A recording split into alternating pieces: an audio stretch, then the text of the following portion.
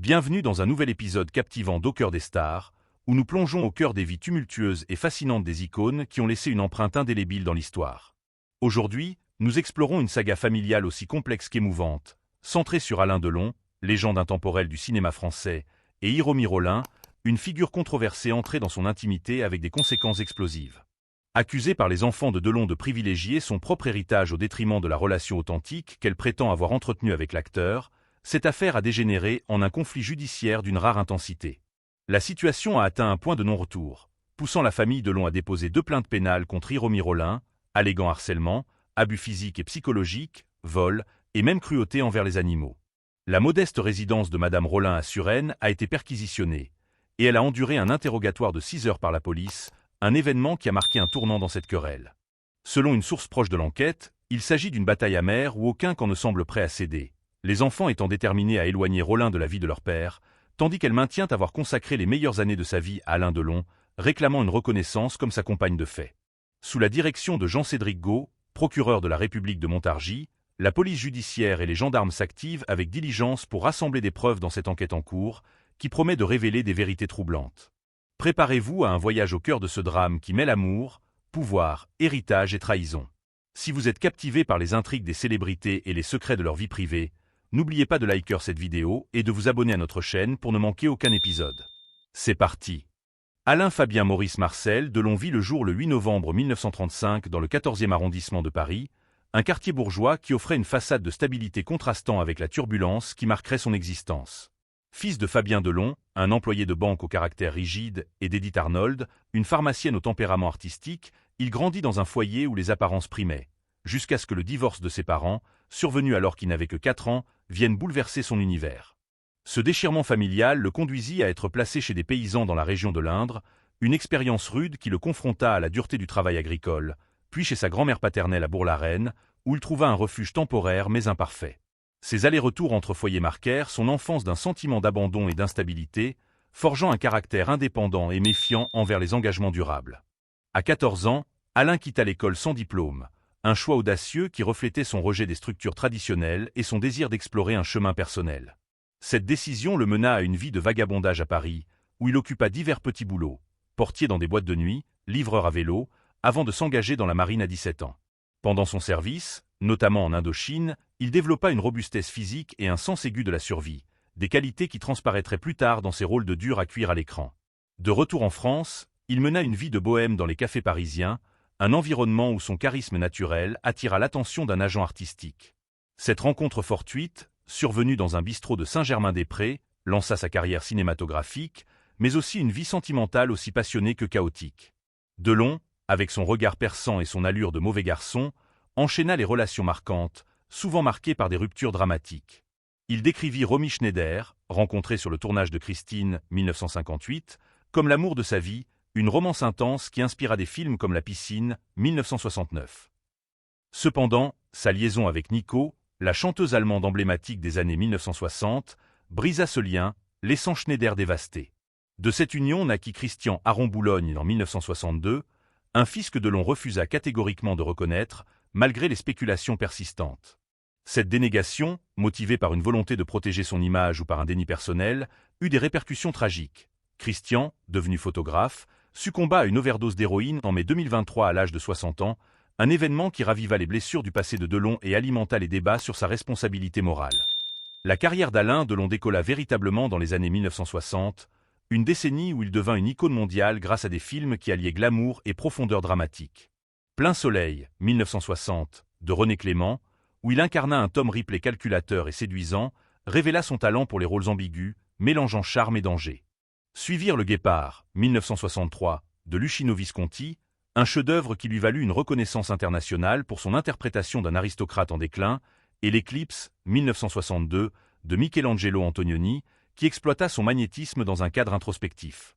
Ses succès, soutenus par une photogénie exceptionnelle, firent de lui une star adulée, mais aussi une cible pour les scandales. En 1968, la mort de son ami Stevan Markovic, liée à un scandale impliquant une supposée vidéo compromettante de la future épouse du président Georges Pompidou, éclaboussa Delon. Bien qu'il ait nié toute implication, les soupçons d'association avec des cercles criminels ternirent temporairement son image, le poussant à se retirer dans son château de Douchy, acheté en 1971. Cette demeure, ornée d'œuvres d'art de Raoul Dufy et Eugène Delacroix, récemment vendue pour 8 millions de livres sterling, devint un refuge où il tenta de se reconstruire. Delon diversifia ses investissements, lançant une ligne de lunettes de soleil prospère en Asie, acquérant un club de football et des restaurants, amassant une fortune estimée à 150 millions de livres sterling. Résidant en Suisse depuis des décennies pour bénéficier d'une exonération fiscale, il attira les critiques sur sa gestion patrimoniale, un sujet qui ressurgit dans le conflit actuel avec sa famille. Hiromi Rollin, d'origine japonaise, entra dans la vie d'Alain Delon en 1989 sur le plateau d'un tournage, où elle travaillait comme assistante réalisatrice. Leur rencontre, marquée par une alchimie immédiate, déboucha sur une relation intime qui évolua rapidement. Ils collaborèrent sur Le Retour de Casanova, 1992, et Rollin fut engagé, semble-t-il sur recommandation de Delon, pour travailler avec lui sur la série Franck Riva. Selon Yacine Bouzrou, son avocat, Rollin emménagea à Douchy en 2006, vivant avec Delon comme un couple jusqu'à son expulsion le 5 juillet 2023. Des photographies les montrant affectueux lors d'événements, ainsi qu'un documentaire de 2021 où Delon la qualifia de « ma compagne », était cette version. Rollin soutint Delon après son AVC de 2019, l'accompagna aux funérailles de Jean-Paul Belmondo en 2021 et l'aida dans sa convalescence, renforçant son rôle de partenaire dévoué. Les résidents de Douchy-Montcorbon confirmèrent leur complicité, notant leur visite régulière à l'auberge du Terroir, où Delon avait une table préférée près de la cheminée. Le conflit éclata lorsque les enfants de Delon, Anthony, Anouchka et Alain Fabien, accusèrent Rollin de manipuler leur père. 2 plaintes pénales, déposées pour harcèlement, abus physiques et psychologiques, vol et cruauté envers les animaux, ont conduit à une perquisition de la résidence de Rollin à Suresnes et à un interrogatoire de 6 heures.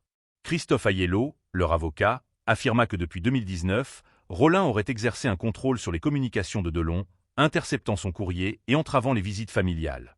Il reproche notamment à Rollin de ne pas les avoir informés de la chute de Delon en novembre 2021, découverte par Anouchka le lendemain. Une 3e plainte est en préparation, Aiello évoquant des faits potentiellement très graves, révélés après l'expulsion. Les enfants allèguent que Rollin a exercé une pression pour épouser Delon, mais en décembre 2022, ils le convainquirent de signer une déclaration refusant ce mariage et tout droit sur sa fortune.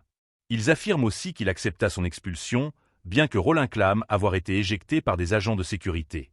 Des accusations de maltraitance du chien de Delon, envoyé en chenil plutôt que gardé à Douchy, aggravent le différend. Rollin, dans un dossier de 39 pages, riposte en accusant les enfants d'avoir négligé leur père, affirmant être sa compagne et non une employée. Elle déplore n'avoir pu récupérer ses affaires, y compris de l'argent et des objets de valeur, percevant cette exclusion comme une tentative de la priver de l'héritage de Delon. Sous la direction de Jean-Cédric Gault, procureur de Montargis, la police judiciaire et les gendarmes mènent une enquête minutieuse, examinant des témoignages, des enregistrements et des documents. Rollin, sorti sans inculpation après son interrogatoire, bénéficie du soutien de Bouzrou, qui nie toute faute et insiste sur son statut de compagne. Delon, quant à lui, n'a pas porté plainte directement, désignant Anouchka comme exécutrice testamentaire, suggérant une gestion familiale du litige. Cette approche soulève des questions sur son rôle actif, compte tenu de son historique d'évitement des engagements formels, un pattern observable dans ses relations passées. La fortune de Delon, estimée à 150 millions de livres sterling, est au cœur du conflit. Accumulée grâce à ses films et ses investissements, elle attire l'attention des héritiers potentiels. Ses controverses passées, comme le scandale Markovic, ajoutent une couche de complexité à son image publique. Sa vie privée, marquée par des relations tumultueuses et des dénégations de paternité, contraste avec l'image d'élégance qu'il projette à l'écran, alimentant les spéculations sur ses motivations actuelles. Au-delà des aspects juridiques, cette affaire révèle une dimension humaine profonde.